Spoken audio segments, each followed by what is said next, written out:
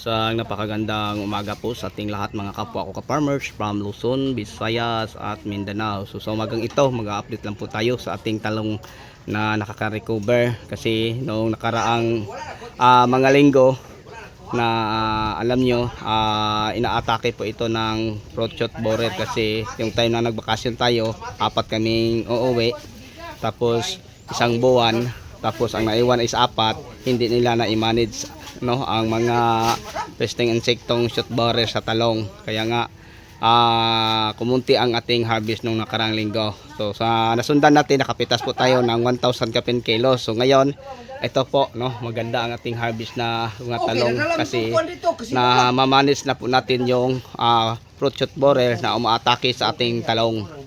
So ito na po mga ka-farmers, mga ka-viewers, ang ating harvest. So yung pinipitasan natin, ito ang bago nating tanim. Yan.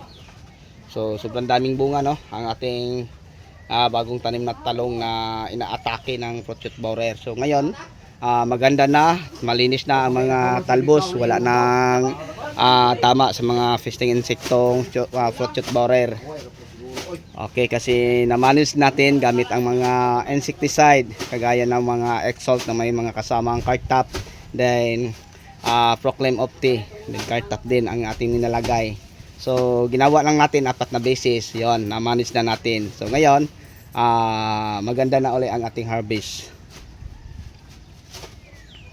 So yun po mga ka-farmers ang ginagamit ko. Then mamaya siguro pagkatapos namin ito mag-harvest, mamayang hapon mag-spray po tayo ng Brofea. Okay, so napakagaling po siya sa fruit shot borer sa ating talong. Napakahusay po, mga ka-farmers, mga ka-viewers. Then ito dito banda, hindi pa ito napipitasan kasi wala na kaming space, kaya nga binabando namin. Yan. So tambak ang ating mga harvest na mga sariwang gulay ngayon. Yan.